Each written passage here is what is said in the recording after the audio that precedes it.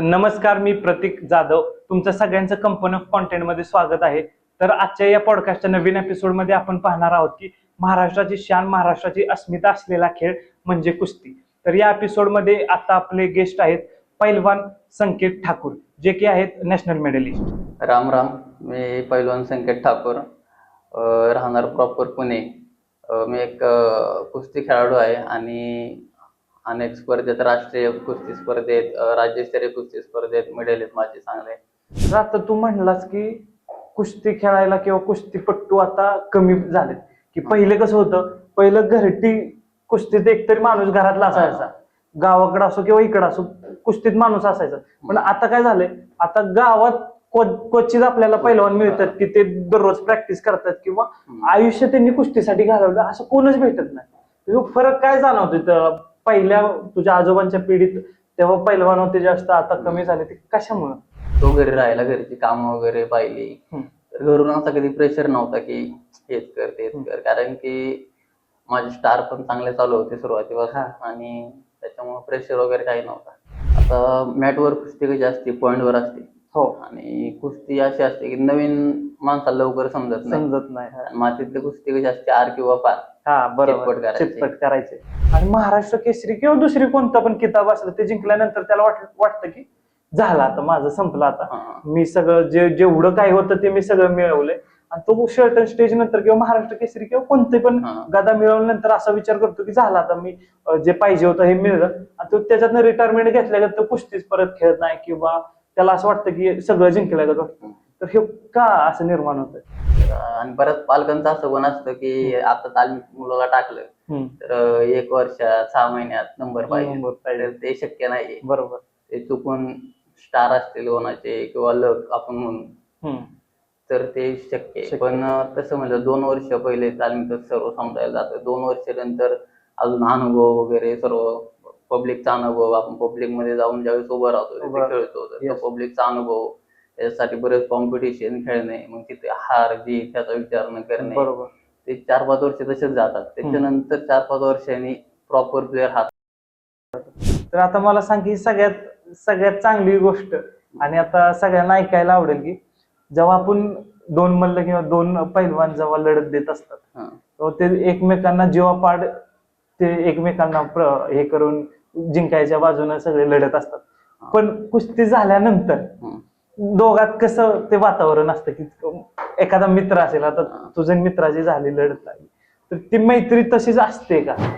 तर मला सांग, मी पण ऐकलेलं एकाकडून की थोर ते आपलं कुस्तीपट्टू होतं, त्यांनी सांगितलेलं की घरात काही नसेल तरी चालेल, किंवा तुमचा अमेरिकेत मुलगा आहे किंवा कुठं पण मुलगा आहे, त्याच्यापेक्षा सगळ्यात महत्वाचं आहे की तुमचा मुलगा तंदुरुस्त आहे का, घरात एक तरी पैलवान पाहिजे.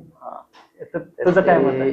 बरोबरच आहे. ते शंकरांना पुजारी, शंकरांना जिथं जिथं आवाज ऐकेल तिथं माणूस पळून येईल, असे शंकरांनाचं हे असतं, समालोचन असतं. त्यांनी जे सांगितलं ते गोष्ट बरोबरच आहे. ते म्हणतात की आपण जे घरामध्ये प्रत्येक पैलवान का पाहिजे, तर कोणी जर आपल्यावर हात उचलला तर तो वरच्यावर आपल्याला धरता आला पाहिजे. बरोबर.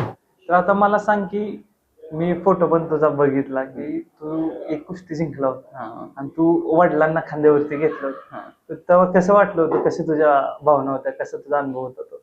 पैलवानाला आपण जर अभिमान जर पाहिला तर पैलवानाला आपण जो मिळवलेला असेल अभिमान तर असतो की बाबा स्वतः बनवलंय. सगळ्यात महत्वाची गोष्ट, कुठनंही कुणाच्याही मार्गदर्शनाखाली किंवा कशाखाली नाही, स्वतः जे यश आणतोय ते मैदानात आणतोय, ओढून आणतोय, स्वतः आणतोय. तर आता प्रेक्षकांचा पण, आपला पण, सगळ्यांचाच एक आवडता विषय आहे आणि एक प्रश्न आहे, तो मला तुला विचारायचे की पैलवानांना प्रेम होतं का?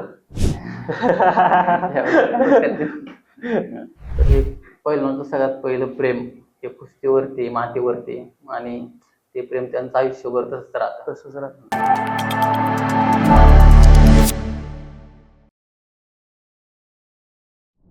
तर संकेत, आपल्याला जे आता प्रेक्षक बघतायत त्यांच्यासाठी तुझ्याकडून तुझं छोटंसं इंट्रोडक्शन. राम राम. मी पैलवान संकेत ठाकूर, राहणार प्रॉपर पुणे. मी एक कुस्ती खेळाडू आहे आणि अनेक स्पर्धेत, राष्ट्रीय कुस्ती स्पर्धेत, राज्यस्तरीय कुस्ती स्पर्धेत मेडल आहेत माझे चांगले. त्याच्यानंतर आता मी सेकंड इयर B.Com स्वारगेट येथे शिक्षण घेत आहे. तर आजचा विषय खरंच आपल्या आवडीचा आहे आणि आत्ताच्या तरुण पिढीच्या पण आवडीचा आहे, कारण की विषय आहे मातीचा आणि विषय आहे कुस्तीचा. तर हा विषय महाराष्ट्राचा सगळ्या प्रत्येक लोकांच्या मनातला विषय आहे, कारण की कुस्ती म्हणलं महाराष्ट्र म्हणलं तर ती वेगळी गोष्ट नाहीये. तर मला सांग की तू सुरुवात कशी केली, की बाबा कुस्तीकडे कसं आला, की बाबा तुझे वडील पण खेळत होते का तूच आहे पहिल्यांदा खेळायला चालू केलं? नाही म्हणजे ही आमच्या घराण्याचीच परंपरा आहे. हा. जसं की आजोबा पहिले पैलवान होते, हा. त्याच्यानंतर आजोबांनी काकांना वडिलांना या क्षेत्रात आणलं, पण परिस्थितीमुळे त्यांनी पण बऱ्यापैकी चांगली पैलवानगी केली. मग त्यांच्यानंतरची पिढी जी होती ती आमची होती, आणि वडिलांच्या वेळेस गावात प्रत्येक घराघरात पैलवान होता. बरोबर. आणि आताच्या वेळ अशी की गावात मोजून 2 पैलवान सापडले. बरोबर आहे, हे सत्य आहे परिस्थिती. मग त्याच्यानंतर आवड अशी निर्माण झाली की वडिलांनी पहिलं कुस्ती दाखवली. बाबा यात्रेनिमित्त आपल्या इकडे कुस्त्या होतात, तर तिकडे यात्रेला घेऊन जायचे असे. मग ती आवड निर्माण झाली. असं कुस्ती बघता असं वाटायचं की शरीरातच, की ते आपल्या रक्तातच म्हणजे पैलवानकीचं आपल्या. तर असं वाटायचं की आपण पण खेळलं पाहिजे. तर मग 1-2 ठिकाणी यात्रेनिमित्त मी खेळलो. त्याच्यानंतर हळूहळू मला आवड निर्माण झाली. तर आता मला तुझ्यावरून कळतंय की तुझी 3री पिढी आहे तालमीतली किंवा मातीतली. तू आजोबांपासून चालू केलेली. तर आजोबा पण तुझे मोठे मल्ल होते, वडील पण होते. मग ती लेगसी किंवा तेच चालवत आणणं, की बाबा तुला पण तो प्रेशर जाणवला का कधी, की मला पण चांगला कुस्तीगार व्हायचे, कुस्तीपट्टू व्हायचे, असा प्रेशर जाणवला कधी? हा म्हणजे असं प्रेशर नाही जाणवला, कारण की घरून एकदम म्हणजे फ्रीडम होतं की आता मी आणि त्याच्यानंतर माझा भाऊ पण कुस्ती, आम्ही सुरुवातीला दोघं खेळत होतो. पण नंतर मग काही परिस्थितीमुळे मग आमच्या दोघात एकालाच पहिलं करायचं. बरोबर. त्याच्यानंतर मग मी कंटिन्यू केला आणि तो घरी राहायला, घरची कामं वगैरे पाहिली. तर घरून असा कधी प्रेशर नव्हता की हेच कर तेच कर, कारण की माझे स्टार पण चांगले चालू होते सुरुवातीपासून, आणि त्याच्यामुळे प्रेशर वगैरे काही नव्हता. बरोबर. तर आता तू म्हणलास की कुस्ती खेळायला किंवा कुस्तीपट्टू आता कमी झालेत, की पहिले कसं होतं, पहिलं घरटी कुस्तीत एकतरी माणूस घरातला असायचा, गावाकडे असो किंवा इकडे असो कुस्तीत माणूस असायचा. पण आता काय झालंय, आता गावात क्वचित आपल्याला पैलवान मिळतात की ते दररोज प्रॅक्टिस करतात किंवा आयुष्य त्यांनी कुस्तीसाठी घालवलं, असं कोणच भेटत नाही. फरक काय जाणवतोय पहिल्या तुझ्या आजोबांच्या पिढीत तेव्हा पैलवान होते जास्त, आता कमी झाले, ते कशामुळं? ते आता मातीला लोक विसरत चालले नाही का आपल्या. बरोबर. तर विषय असा आहे की म्हणजे आता पप्पा सांगायचे की आजोबांच्या वेळेस, आमच्या वेळेस प्रत्येक घरात पैलवान होते, किंवा आता कोणालाही आवाज देताना पैलवान म्हणून आवाज देतात, हा पैलवान आहे, तो पैलवान आहे, त्यांच्या वेळेसचे. आता आपल्या वेळेस म्हणजे आता आमच्या वेळेस आम्ही म्हणू नाही शकत की हा समोरचा पैलवान आहे किंवा तो पैलवान आहे प्रत्येकाला. हे मातीची जी नाळ होती लोक ते विसरले. त्या लोकांनी काय केलं, जे पैलवान होते पहिले त्यांनी पण त्यांच्या घरात आवड निर्माण नाही केली. जसं जग बदलत चाललं तसं ते बदलले. बरोबर. कुस्तीला विसरले, असं ते त्यांनी विसरायला नव्हतं पाहिजे. तेच तर. आणि आता तुला पण जाणवलं असेल, मी पण जेव्हा रिसर्च केला मला समजलं की पहिले आजोबांच्या किंवा वडिलांच्या काळात हरियाणा, पंजाब तिकडचे पैलवान आपल्याकडे कुस्तीचं प्रॅक्टिस करायला यायचे किंवा सराव करायला, तयारी करायला यायचे. ह्या प्रकारची माती आपली होती. पण आत्ताच्या परिस्थितीला थोडस वेगळं झालंय की बाबा आपल्याकडचेच तिकडे जात आहेत, प्रॅक्टिस करतायत, तिकडे थोडं डेव्हलपमेंट जास्त झालंय, किंवा हे कशामुळे काय फरक जाणवतोय तुला आत्ताचा आणि पूर्वीचा परिस्थिती? आता कसं आहे, आपण कुस्ती आता मॅटवर जास्त आली, माती सोबत मॅटवर पण जास्त आली. हो, मॅटवर. आता आपण जर जसं पाहिलं, आपल्या इथं मातीत अजूनही चांगली कुस्ती खेळली जाते, जे हरियाणातल्या खेळाडूंना जमत नाही जास्त, असा विषय. तर आणि त्यांच्याकडे काय आहे की मॅटवर खूप चांगले प्लेयर. आपण जर पाहिलं तर सर्वात जास्त तिथे इंटरनॅशनल प्लेयर, सर्वात जास्त ऑलिम्पिकला तिथल्या खेळाडूंची निवड होत असते. बरोबर. तर आपल्या इथे आता चांगली प्रोग्रेस आहे महाराष्ट्रात, मॅटवरती चांगले चांगले खेळाडू घडत आहे, पण आपल्या इथल्या लोकांचा दृष्टिकोन जास्त मातीत. आता मला सांग की आता तू बोलताना मला कळलं की तुझी सुरुवात पण मातीतनं झालेली आहे, किंवा मातीत लंगोट घालून 14-15 वर्षाच्या वयापासून तू खेळतोय. मग तू जेव्हा संकुलनात आला, जेव्हा तू मॅटवर प्रॅक्टिस करायला चालू केली, तर तो फरक काय जाणवला तुला मातीचा मॅटचा? आता मॅटवर कुस्ती कशी असते, पॉइंटवर असते. हो. आणि कुस्ती अशी असते की नवीन माणसाला लवकर समजत नाही. आणि मातीतली कुस्ती कशी असते, आर किंवा पार. हा बरोबर, करायचे. चितपट करायचे. हा, तर तसंच होतं. मला ही मॅटवरची कुस्ती समजत नव्हती. फक्त आरपारची कुस्ती समजायची पहिल्यापासून. तर मी तशीच कुस्ती करायचो. ज्यावेळेस मी इथं आलो त्यावेळेस मॅटवर पण तीच कुस्ती करायचो. आपल्याला काय एवढं माहित नव्हतं की कसे पॉईंट घेतात किंवा काय. त्या टेक्निक वरती पॉईंट गेलेले पण मला समजत नव्हतं. पण ज्यावेळेस मी चांगले चांगले खेळाडू बघितले कसे खेळतात वगैरे, त्यांच्याकडे पाहून त्यांच्यासोबत प्रॅक्टिस करून मग मॅटवरची कुस्ती शिकलो चांगली. आणि मला असं वाटतं की आता जर आपल्याला राज्यस्तरीय किंवा कुठल्या पण आपल्याला स्पर्धेत शिरायचं असेल तर मला वाटतं मॅटचीच आवश्यकता आहे, मॅटच्या प्रॅक्टिसची आवश्यकता. हा, मॅटची प्रॅक्टिस पण पाहिजे आणि मातीतली पण पाहिजे. तर जास्त करून मॅटच्याच प्रॅक्टिसची आवश्यकता आहे. तर तू आता खूप वर्ष झाले तू प्रॅक्टिस करतो, तर असा एखादा प्लेअर आहे का की कुस्तीगीर आहे का जो तू कंटिन्युअसली त्याला बघतोय आणि तुला इन्स्पिरेशन किंवा प्रोत्साहन भेटतं त्याला बघून, कुठला आहे का पहिलवान? असे भरपूर खेळाडू आपण बघतो, वेगवेगळ्या असतात, चांगले असतात. किंवा कुस्ती या क्षेत्रात कसं आहे, कोणत्याही खेळात असं असतं की 2-2 वर्षांनी प्रत्येक खेळाडूचा फॉर्म बदलत राहतो. बरोबर आहे. दरवर्षी कोण ना कोणतरी चांगला खेळत असतो. बरोबर.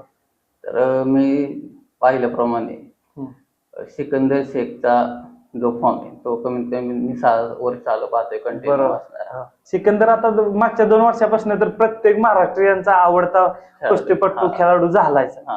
तर त्याच्यात काय असं काय युनिकनेस वाटते तुला? कशामुळे तो इतक्या वर आलाय?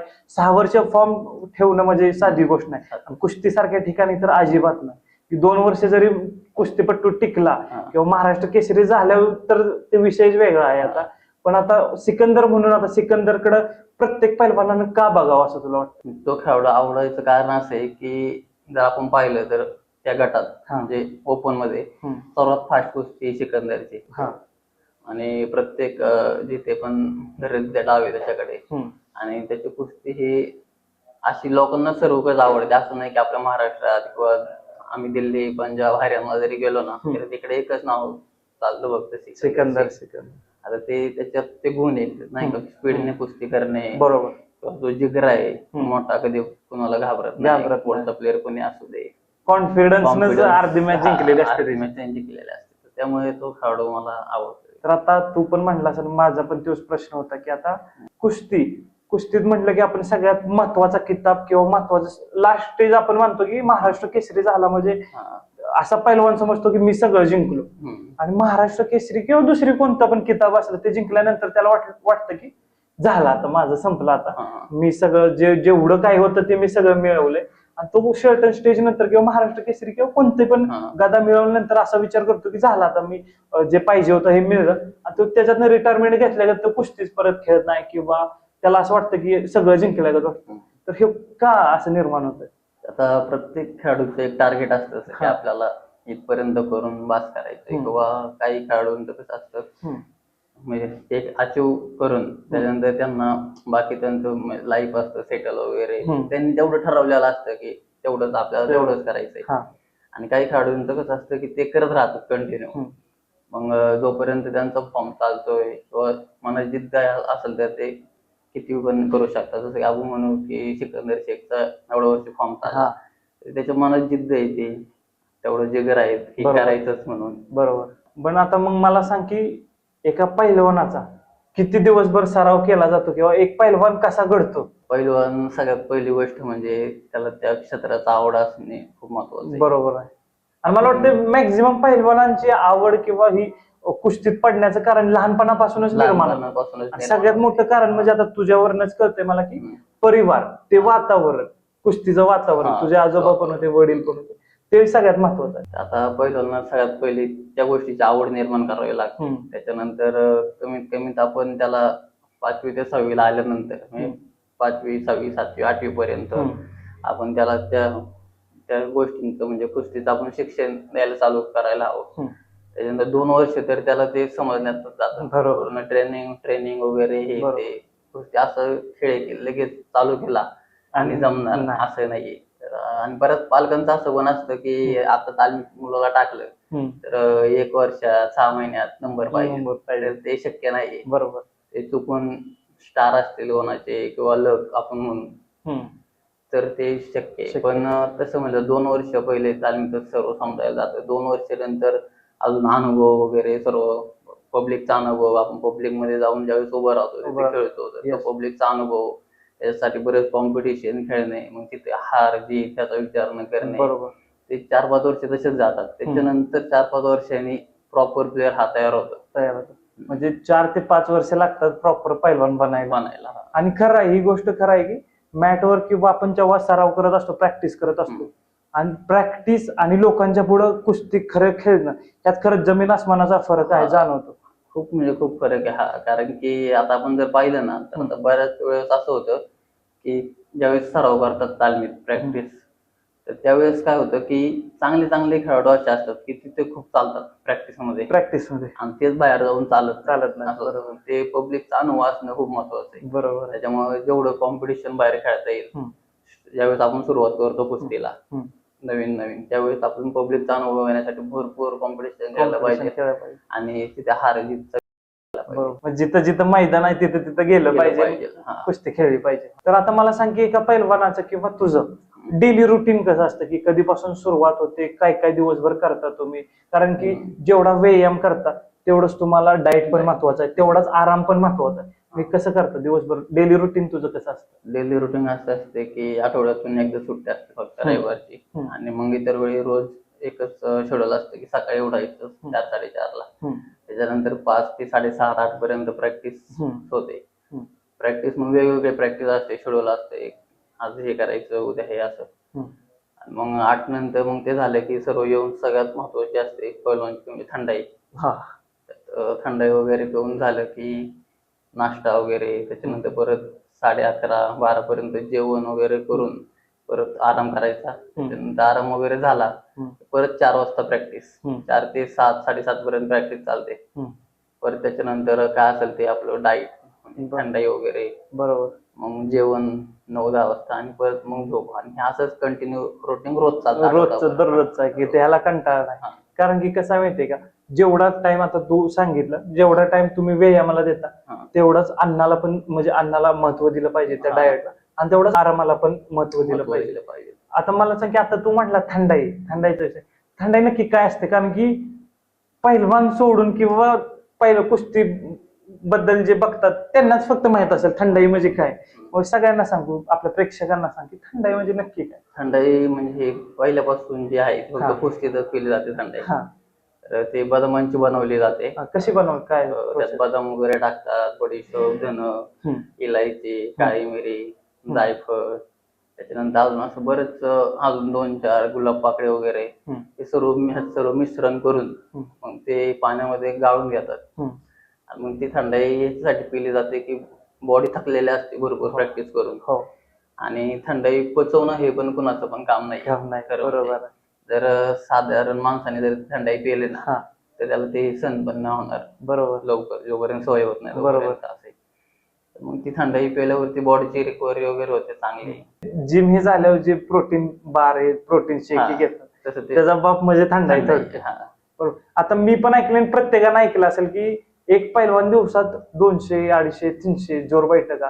ही लहानपणी मला माझे काका पण सांगायचे की माझे काका पण तालमीत कुस्तीत होते, तर ते म्हणायचे आम्ही दिवसात 300, 400 जोर बैठका मारायचो. तर हे खरं असतं का, एवढं व्यायाम करतात? आता हे 200-300 सांगण्यापेक्षा आता जे पहिले पैलवान होते ना त्यांचा आकडा असायचा एकदम 1000-2000 असा. अरे वा.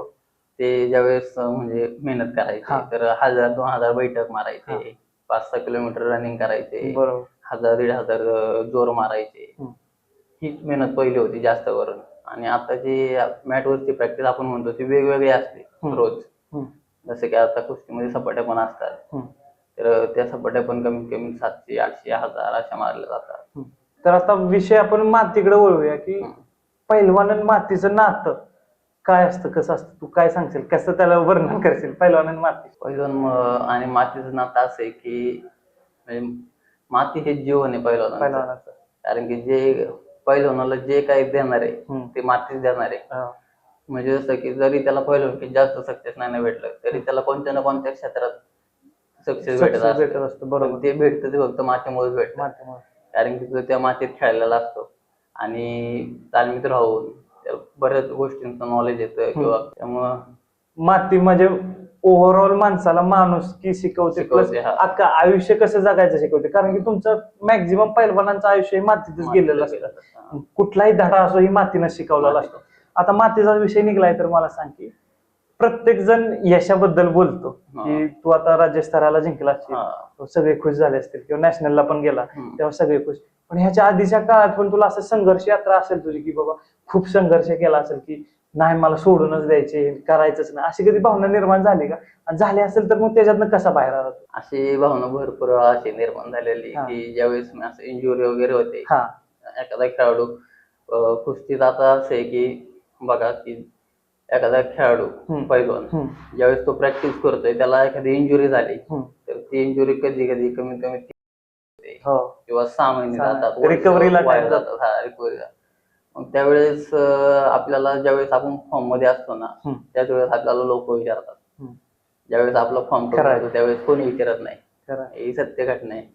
तर असं बऱ्याच वेळा झालेलं आहे, 2-3 वेळा की मला ज्यावेळेस कमरेला लागलं होतं त्याच्या अगोदर माझं एक मेडल बसलं, त्याच्यानंतर सगळे म्हणजे हाव करत होते नाही का. आणि ज्यावेळेस लागलं त्यावेळेस कोण विचारत नसतं आपल्याला काय हे चुकून 1 ते 2 माणसं विचारतात, तेच बरोबर त्यांनाच आपले व्यथा माहित असते की काय झालेलं आहे काय नाही.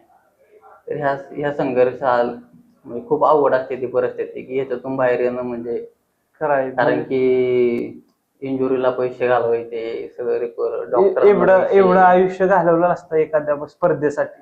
स्पर्धेच्या आधीच जर आजारी पडणं किंवा इंजुरी होणं, कारण की मी पण घरात अनुभवलं, माझा चुलत भाऊ होता, महाराष्ट्र केसरीच्या स्पर्धात क्वालिफिकेशन असतं, तर क्वालिफायर राऊंडला गेला आणि त्याची इंजुरी झाली तर तो दिवस रात्र रडत बसायचा, दिवस रात्र की मी आयुष्यात ह्यासाठी मी आलेलो, त्याचं मी क्वालिफाय पण झालो, पण देवानं माझ्या हातातनं ती संधी पळवून नेल्यागत आहे. मग ते त्यातनं बाहेर पडणं खरंच अवघड असतं ते ह्याच्यातनं. ते खूप अवघड असतं, पण त्यातनं बाहेर पडणं पण फार गरजेचं असतं. बरोबर.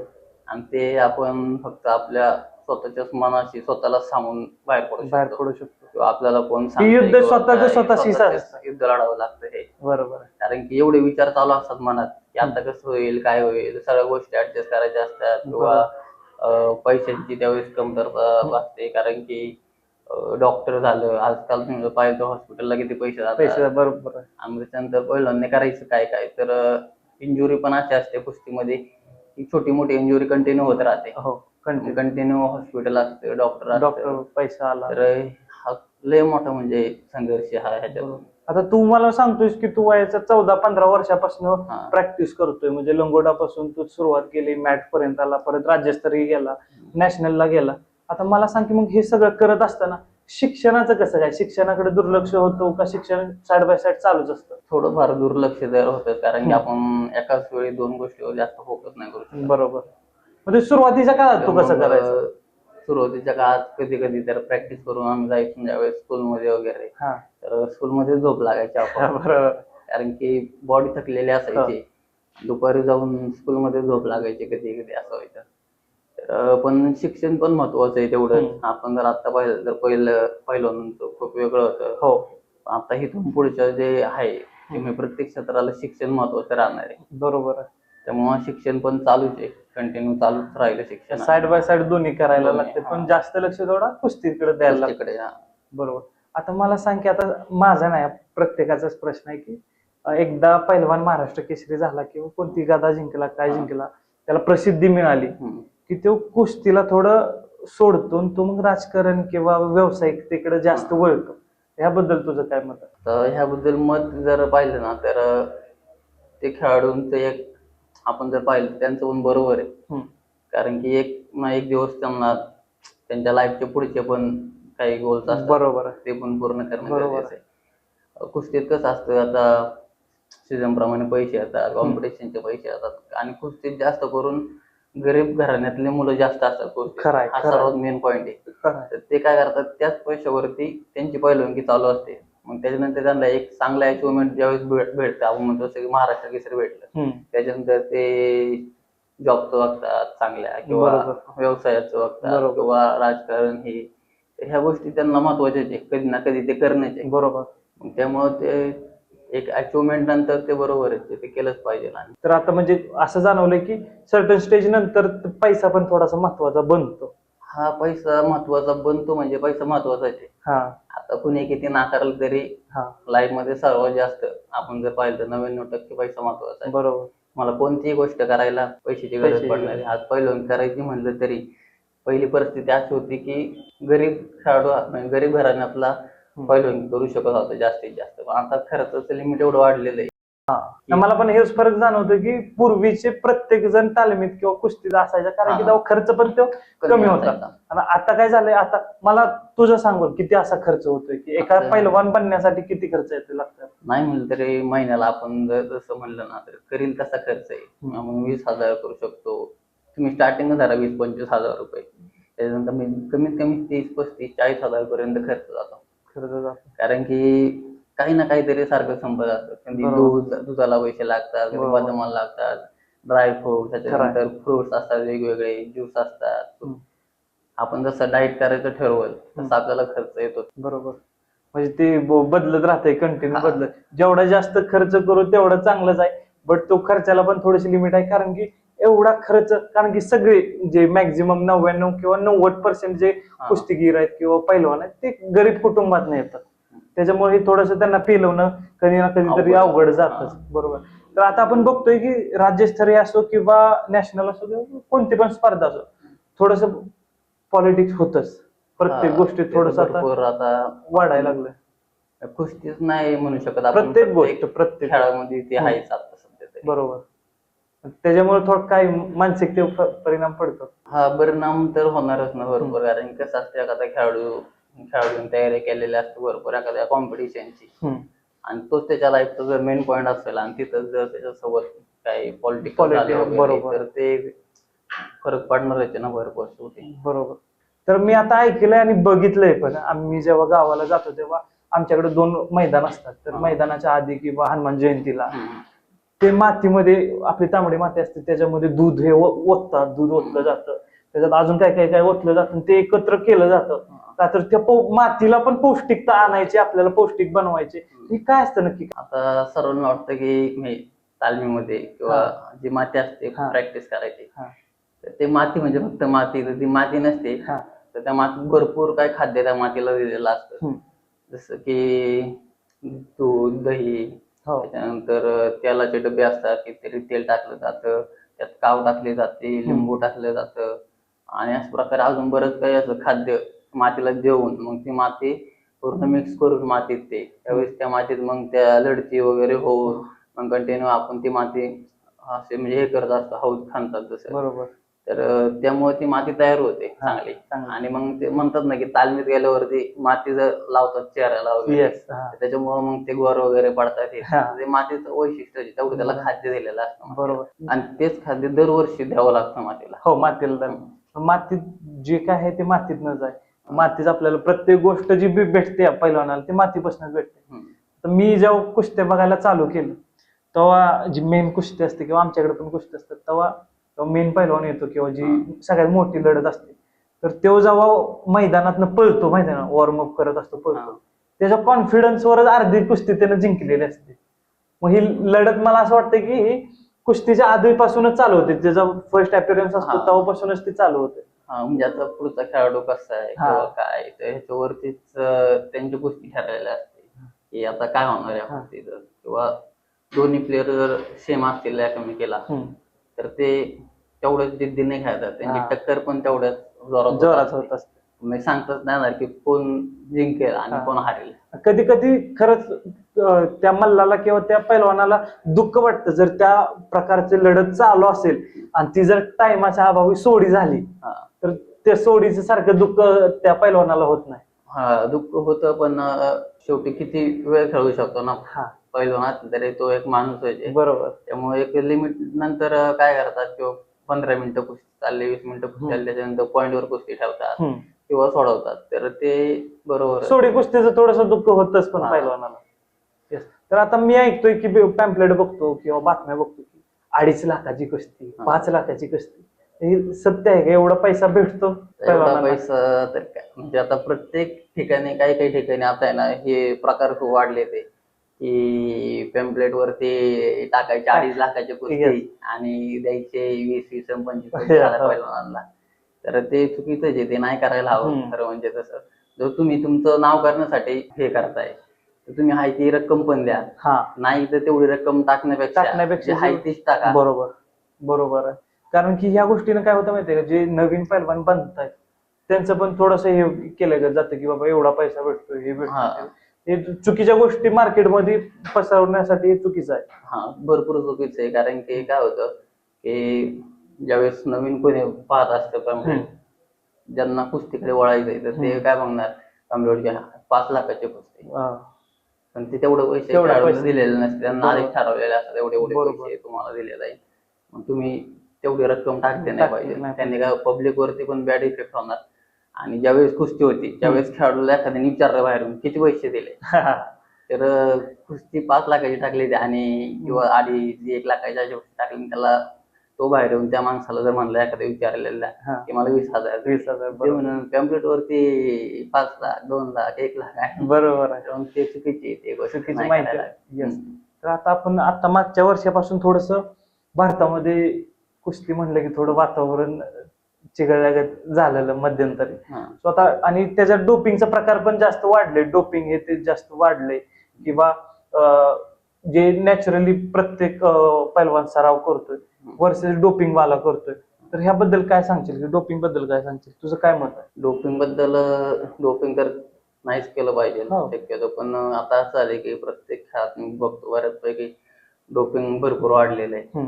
तर त्याचं प्रमाण आता कमी पण होईल, कारण की कुस्तीगीर संघाने असेल किंवा आपलं जे फेडरेशन आहे किंवा आपले जे डोपिंगच्या टीम आहेत की ज्या डोपिंग चेक वगैरे करतात, त्याच्यामुळे प्रमाण कमी पण होत चाललेलं आहे. आणि ते शरीरासाठी घातक आहे. आपण जर आता पाहिलं तर ते आता वाटतं की चांगलं आहे, पण ते नंतर शरीरासाठी घातकच आहे. त्यामुळे त्या गोष्टी नाही केल्या पाहिजे. काय होतं की डोपिंग करून जो रिझल्ट 2 महिने देतो तो नॅचरलने थोडासा लेट येतो, चांगला येतो. बरोबर.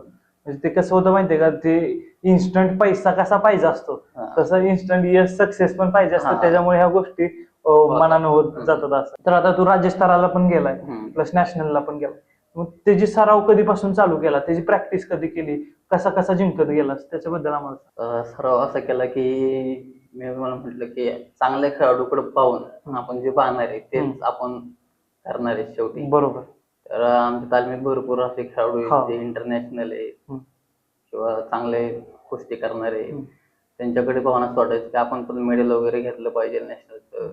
त्यांच्यासोबत सराव करून ते कसं सराव करतात किंवा कोचेस जो सराव घेतात आमचा, तर त्या सरावामधून ते एक टार्गेट निर्माण झालं की आपल्याला नॅशनल मेडल घ्यायचंय.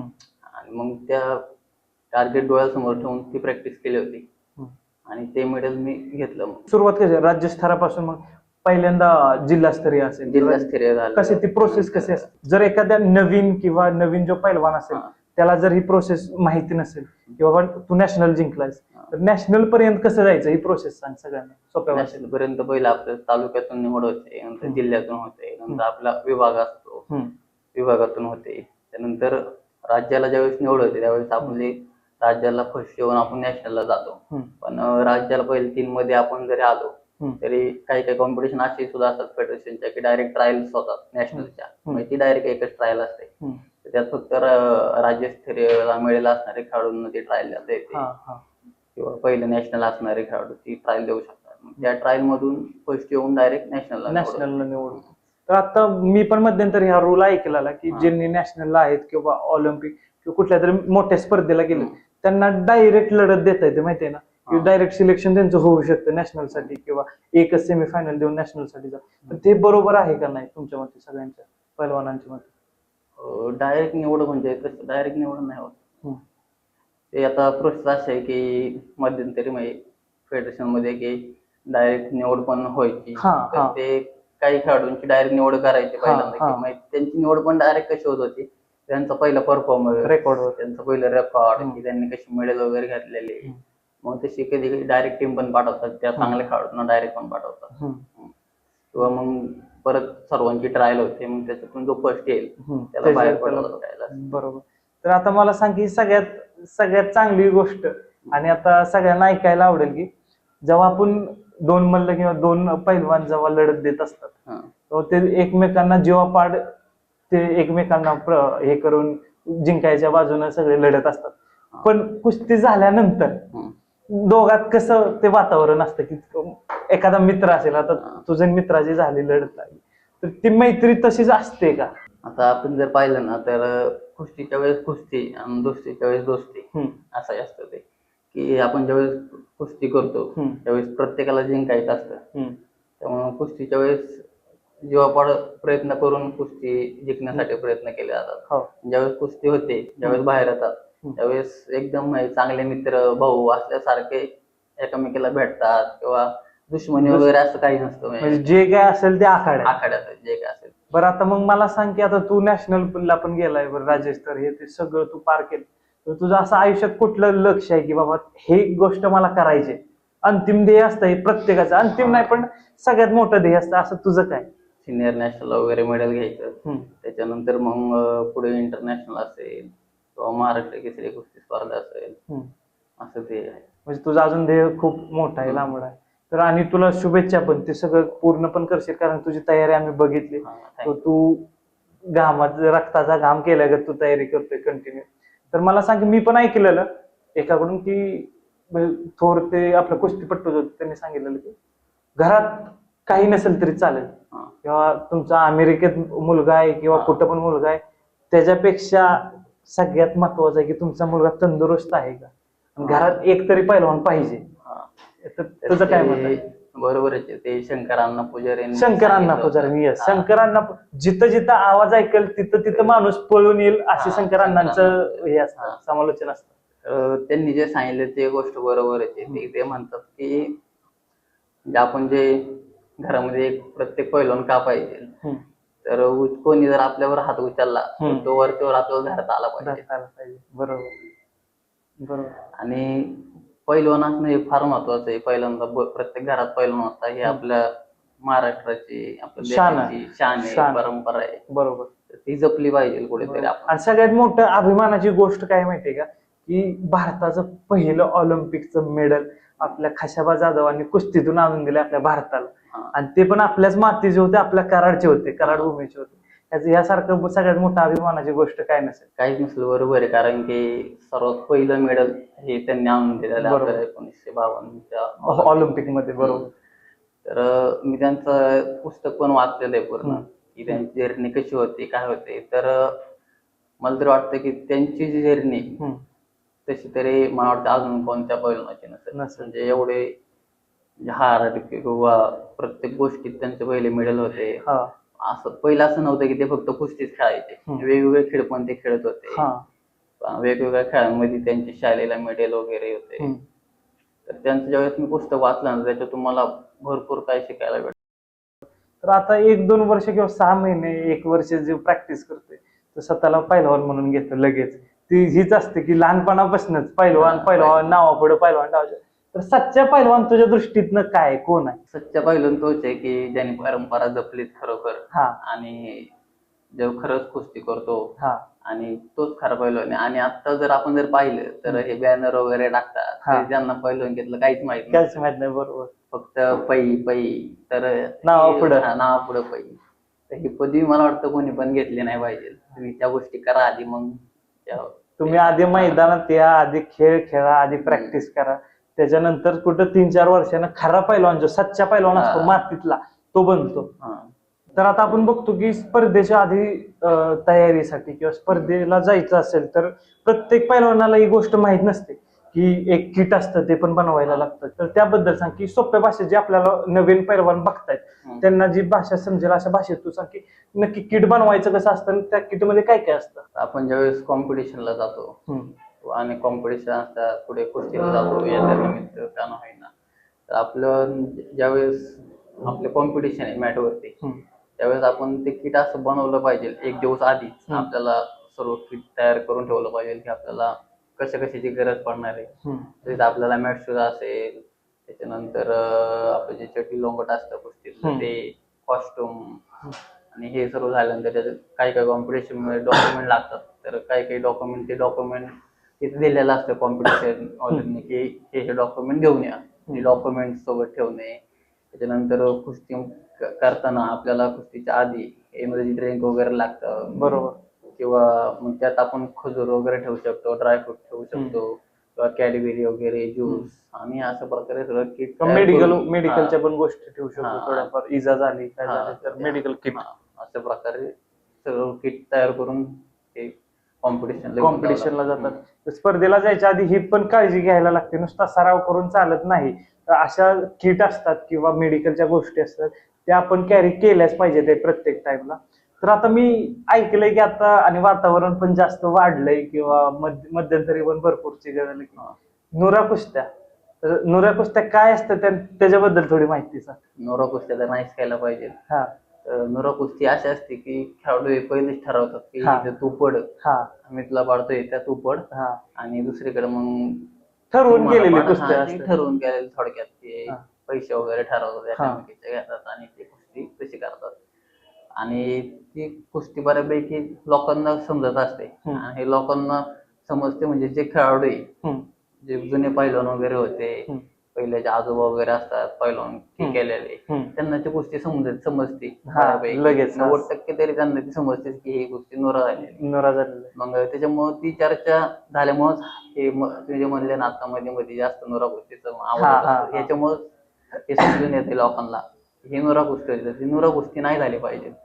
नुरा कुस्तीने काय होतं की खेळाडूचा कॉन्फिडन्स कमी होतो नुरा कुस्त्या करून. बरोबर. त्याच्यानंतर कॉन्फिडन्स कमी झाल्यावर तो त्या कॉन्फिडन्सने चांगल्या प्लेअर सोबत परत खेळू शकत नाही. एकदा ते आयुष्य जातं नाव बनवायला, ते एक असा निर्णय जातो नाव खराब करायला, अशी गोष्ट आहे ती. आणि आता मध्यंतरी पण हे भरपूर भवऱ्यात अडकलेले पैलवान नुरा कुस्तीच्या की बाबा. आणि कसं आहे एखाद्या वेळेस असं पण होतं की नसली खेळली नुरा कुस्ती तरी ते डाग पडतो कधीतरी. त्याच्यामुळं ती मानसिकता खराब होती आणि पैलवानांचं पूर्ण हे होतं. पैलवानांचं आता सगळ्यात महत्वाची गोष्ट म्हणजे जेवढी मातीला महत्व आहे तेवढं महत्व वस्ताद आलाय. तर वस्तादाचा अर्थ नक्की काय सांगू सगळ्यात. वस्ताद म्हणजे काय? वस्ताद म्हणजे असं आहे की आपण जर पाहिलं तर कुस्ती क्षेत्रातच फक्त आपण पाहसाल की कोणत्या जास्त खेळात असं नाही की कुस्ती खेळात असे की आपण पहिला आशीर्वाद वस्तादचा घेतो, त्याच्यानंतर प्रॅक्टिस चालू करतो. आणि वस्तादचं आणि नातं खेळाडूचं असं नातं असतं. प्रत्येक गोष्टीत वस्तादाचं लक्ष असतं की आपला जो शिष्य आहे त्याला कसं तयार करायचा, त्याला काय कमी पडतंय किंवा त्याला कोणत्या गोष्टी सांगितल्या पाहिजे, काय केलं पाहिजे काय नाही. आणि वस्ताद म्हणजे एक प्रकारे आपले देवच आहे समजा. खरं. आणि आपण जर पाहिलं तर त्यांचं जे नातं असते ना खेळाडू सोबत, ते तुम्ही कुठेही पहा कुस्ती वगैरे चालू असेल त्यांची, तर त्यांच्या मनात एक हावभाव चालू असतात की आपला खेळाडू जिंकला. म्हणजे ते कसं असतं माहितीये का की जर शिष्य किंवा पैलवान जर लढत देत असेल तर इकडं मनात लढत वस्तादाच्या मनात लढत चालू असते. तर मला आता सांग की ह्याच्या बरोबरच तालमीची सेवा पण आता वस्तादच शिकवतात की जशी आपण स्वतःची सेवा करतोय तशीच तालमीची सेवा पण केलीच पाहिजे. तालमीच्या सेवेमध्ये काय काय येतं? तालमीची आपण ही सेवा केली पाहिजे की सगळ्यात पहिली गोष्ट आपण मातीची सेवा केली पाहिजे. किंवा तालमी आपण दरवेळेस प्रॅक्टिस करताना सर्वात पहिले पूजा केली जाते मॅटची किंवा मातीची अगरबत्ती लावून. नंतर एक साकडं घातला तर आपल्या मातीला आणि मॅटला की प्रॅक्टिस चांगली होऊ दे किंवा व्यवस्थित होऊ दे, दुखापत नाही होऊ दे किंवा कॉम्पिटिशनसाठी तयारी होऊ दे.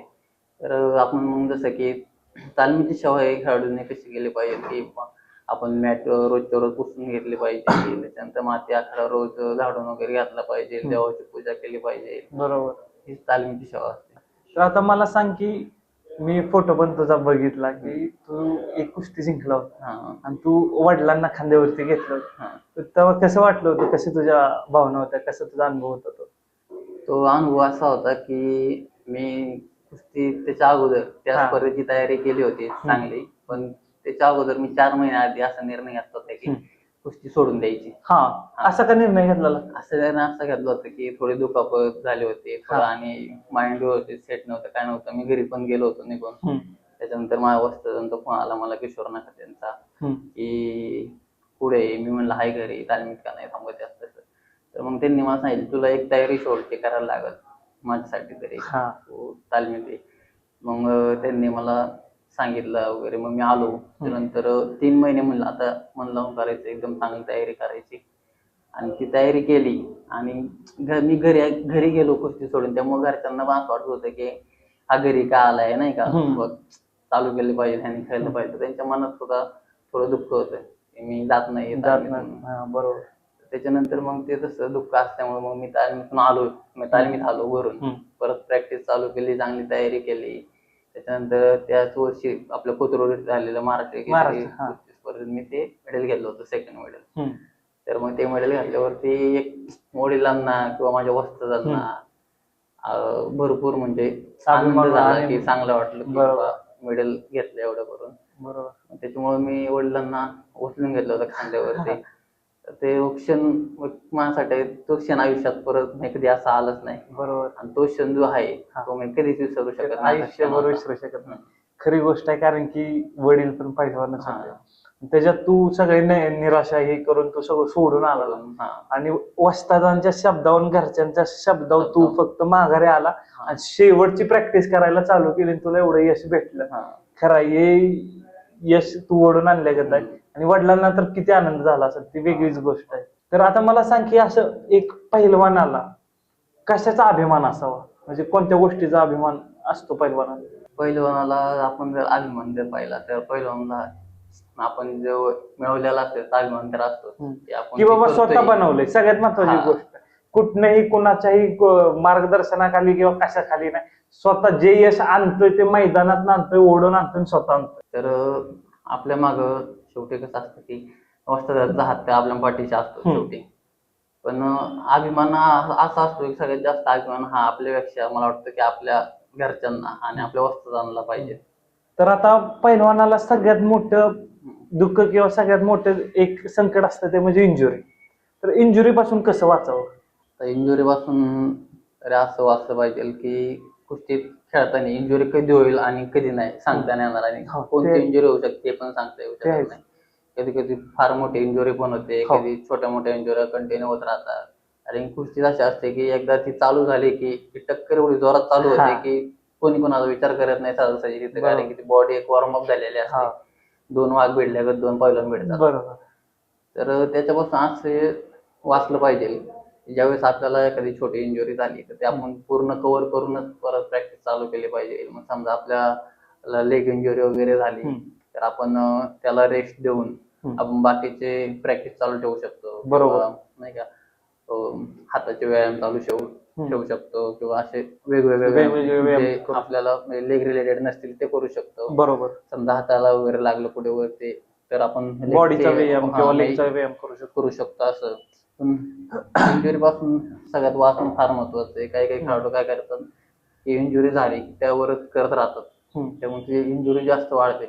त्यामुळे त्या इंजुरीला फार जपलं पाहिजे की ज्यावेळेस इंजुरी होईल त्यावेळेस ती पूर्ण कव्हर करूनच परत तुम्ही प्रॅक्टिस केली पाहिजे. बरोबर आहे. नाहीतर ते कसं होतं माहितीये का, जर ती एखादं पार्टला इंजुरी झाली असेल ते रिकव्हर व्हायच्या जर आधी केलं तर एक्स्ट्रा इंजुरी मग जास्त टाइम जातो आपला. त्याची काळजी घेतलीच पाहिजे. तर आता आपल्याला जर प्रेक्षक नवीन ज्यांना पहिलवानकी करायचे किंवा कुस्तीपटू बनायचे अशांना तू काय सांगशील की कुठून सुरू केलं पाहिजे, कशी त्यांनी प्रवास केला पाहिजे 0 पासून? आपल्या घरच्यांनी, त्यांच्या जे घरचे त्यांनी त्या गोष्टीची पहिले त्यांना आवड निर्माण केली पाहिजे. बरोबर. कारण आवड असेल तरच त्या गोष्टीत तुम्ही सक्सेस मिळू शकता. ह्याच्यातच एक प्रश्न विचारतो आठवतोय म्हणून की आता प्रत्येकाचं किंवा एखाद्याला पहिलवान बनायचे किंवा कुस्तीत उतरायचे पण पॅरेंट सपोर्ट करत नाहीत किंवा पालक सपोर्ट करत नाहीत. हल्लीच्या काळात हे जास्त वाढलंय की पालक सपोर्ट करत नाहीत. तर अशा पालकांना तू काय सांगशील का? आता त्यांना त्याच गोष्टी असतात की त्यांना कुस्तीबद्दल किंवा पहिलवानाबद्दल जास्त माहित नसतं. तर पहिलं असं म्हणायचे की पहिलवान असा मेंदू गुडघ्यात आहे, तुम्ही ऐकलं असेल. पण तसं काही नाही. तुम्ही जर पाहिलं तर आता आपल्या महाराष्ट्रात बघसाल राजकारणात असतो ते वेगवेगळ्या उद्योग क्षेत्रात असतो, जास्त करून पहिलवान सक्रिय जास्त करून प्रत्येक क्षेत्रात आता पहिलवान उतरलेले आणि ते असतात. तर आपण जर पाहिलं तर ज्या असतात ज्यांच्या घरचे ते पहिलवान की त्यांना टाकत नाही, त्यांना एक वेगळं त्यांचं माइंड तयार झालेलं असतं की पहिलवान डोक्यात हे असतात किंवा भांडणं वगैरे असतात. तसं काही गोष्टी नसतात. पहिलवानासारखं मायाळू पण पुढे बघणार नाही. आणि मी तर जेवढा मी बलाढ्य म्हणजे- दिसतोय तेवढेच हा, त्याच्या तो मला मायाळू असतो. किंवा आजच्या दुनियेत जर बघितलं ना तुम्ही तर जे बाहेर चाललंय म्हणजे बरीच लोक, मी सगळ्या लोकांबद्दल नाही बोलत, पण बरीच असे काही लोक आहे की खूप वेगळा स्वभाव असतो. म्हणजे कोण कोणाला असं जागे शेजारी बसून फसवून जाईल तरी कळणार नाही, अशा गोष्टी बऱ्याच आहेत. त्या बाबतीत पहिलं खूप मायाळू असतो. एखाद्याला साथ दिली तर शेवटपर्यंत साथ देतो. आता त्यालाच आपला अटॅच्ड प्रश्न होता की प्रवास कसा केला पाहिजे, की सुरुवात कशी केली पाहिजे. जे नवीन बघतायत आपल्याला, नवीन पैलवान असतील की त्यांनी सगळ्यात पहिली गोष्ट म्हणजे आवड निर्माण केली पाहिजे त्या गोष्टीबद्दल सर्व माहिती घेतली पाहिजे. की आपण जर आता पैलवान झालो तर पुढे जाऊन ह्या गोष्टीमध्ये करिअर कसं आहे. तर आता करिअर मध्ये कसं असतं, समजा पुढे गेल्यावरती चांगले इंटरनॅशनल वगैरे खेळले, चांगले कॉम्पिटिशन खेळले, त्याप्रमाणे त्यांना गव्हर्नमेंट मध्ये जॉब वगैरे भेटतात. त्यामुळे त्यांनी ती सर्व माहिती अशी घेतली पाहिजे आणि त्याच्यानंतर त्यांनी निर्णय घेतला पाहिजे की आपण या क्षेत्रात उतरलं पाहिजे का नाही. सरकारनं पण भरपूर सुविधा काढलेल्या आहेत, जसं की जर कॉम्पिटिशन मध्ये किंवा राज्यस्तरीय जिल्हास्तरीय त्याच्यात मेडल जर भेटलं तर सैन्यात पण हे केलं जातं. नेव्ही वेगवेगळ्या प्रत्येक क्षेत्रात स्पोर्ट्स कोटा आहे खेळाडूंसाठी. तर आत्ताच तरुण वर्ग जो आहे तो सगळ्यात जास्त जिमकडे वळतोय. आता प्रत्येक वयोगटाचा मुलगा काय झालं की मला चांगलं दिसायचे, जिमला जायचे. तर हे फरक जिमचा आणि जोर बैठकांचा, हे फरक काय, तुला काय वाटतं? आता जिमचा जर पाहिलं ना तर आता जिमची गरज तर प्रत्येक स्पोर्ट्सला आहे. मसल ट्रेनिंग साठी किंवा वेट ट्रेनिंग वगैरे आता हे प्रत्येक स्पोर्ट्स मध्ये जिमची गरज आहे. पण जिम मध्ये कसं होतं की जिम मध्ये आज नवीन मुलांचं काय असतं की मला बॉडी बनवायची ते, म्हणून जिम मध्ये जातात, वर्षावर्षी मेंबरशिप भरतात, त्याच्यानंतर 2 दिवस जातात, तिसऱ्या दिवशी अंग दुखलं की परत जात नाही. त्यांना विचारणारं कोण नसतं की जिमला का नाही आला का नाही. तालमीत तसं नाही. तालमीत कसं असतं की आपले जे वस्तू आहेत आपल्या मागे लागून आपल्याकडून सर्व गोष्टी करून घेतात. तिथं आपल्याला ते सांगायला पण असतात की ही गोष्ट केली पाहिजे का नाही. ते सर्व लक्ष देतात तसं. तर जिमची गरज आहे, पण एक लिमिट पर्यंत समतोल पाहिजे. समतोल पाहिजे. बरोबर. आणि जी गोष्ट तालमीतल्या मेहनतीत ती जिम मध्ये नाही. बरोबर आहे, खरं आहे. तर ह्याचा समतोल असणं, प्रत्येक गोष्टी समतोल असणं कधी पण गरजेचं आहे. जिम असो किंवा तालीम असो, त्या दोन्ही समतोल घालून दोन्ही गोष्टी महत्वाच्या आहेत. तर आता प्रेक्षकांचा पण आपला पण सगळ्यांचाच एक आवडता विषय आहे आणि एक प्रश्न आहे, तो मला तुला विचारायचे की पैलवानांना प्रेम होतं का? माणूस आपण जर पाहिलं तर प्रत्येक गोष्टीत असतं, म्हणजे वेगवेगळ्या गोष्टी असतात, प्रत्येकाचं मन वेगळं असतं. तर पैलवानाचं हे जे प्रेम आहे ते सगळ्यात पहिलं मातीवर झालेलं असतं. बरोबर आहे. आणि कुस्तीवर हे पैलवानाचं एवढं प्रेम असतं. तुम्ही आज बघसाल की सोशल मीडिया वगैरे, तर त्याच्यावरती तुम्ही जरी पैलवानांच्या कधी स्टेटस वगैरे पाहिलं तर कुस्तीबद्दल कसे असतात. खरं आहे. तर हे पैलवानाचं सगळ्यात पहिलं प्रेम हे कुस्तीवरती, मातीवरती, आणि ते प्रेम त्यांचं आयुष्यभर तसंच राहतं. बरोबर. म्हणजे थोडक्यात पैलवानांचं पहिलं प्रेम पण कुस्तीच आहे आणि शेवटचं प्रेम पण कुस्तीच आहे. धन्यवाद, तू एवढा वेळ आम्हाला दिला, सरावातून तुझ्या वेळ एवढा काढलास, आम्हाला दिला. तुला आता मैदानाला पण जायचे, कुस्ती खेळायला पण जायचे. तर धन्यवाद. तुझ्याकडून प्रत्येक गोष्ट तुझी सांगितली ती नवीन ज्याला कुस्तीत यायचे किंवा ज्याला पैलवान बनायचे त्याला उपयोगी आहेच, पण प्रत्येक जो आपल्याला प्रेक्षक बघतोय, मग तो कोणत्याही वयोगटाचा असेल, त्याला आपल्या मातीचा, आपल्या महाराष्ट्राच्या मातीत नक्की पहिलं कसं घडायचं, काय व्हायचं, ही माहिती भेटलीच पाहिजे. आणि आता पुढच्या पिढीला तर हे गरजेचंच आहे की महाराष्ट्राची शान म्हणजे कुस्ती होती आणि शान त्यांना कळली पाहिजे, आणि ते आपण प्रयत्न करतोय कळून देण्याचा. तुझ्यासारखे पैलवान आहेत अजून जे जीवापाड कष्ट करतायत आणि ही अस्मिता जपण्याचा, महाराष्ट्राची अस्मिता जपण्याचा प्रयत्न करतायत, त्यासाठी खरंच धन्यवाद. तर या एपिसोड वरून तुम्हाला कळलं असेल की एका कुस्तीपट्टूचं, एका पैलवानाचं आयुष्य कसं असतं, कुठून चालू होतं, कसं ते प्रॅक्टिस करतात आणि त्यांची नाळ मातीशी कशी जोडली गेलेली आहे. तर हा एपिसोड तुम्हाला आवडला असेल तर नक्कीच आम्हाला कमेंट बॉक्समध्ये कळवा. लाईक करा, शेअर करा, सबस्क्राईब करा. आणि तुम्हाला अजून कोणता जर विषय पाहायचा असेल किंवा आम्ही कव्हर करावा अशी इच्छा असेल तर आम्हाला कमेंट बॉक्समध्ये नक्की कळवा. जय हिंद, जय महाराष्ट्र, जय शिवराय.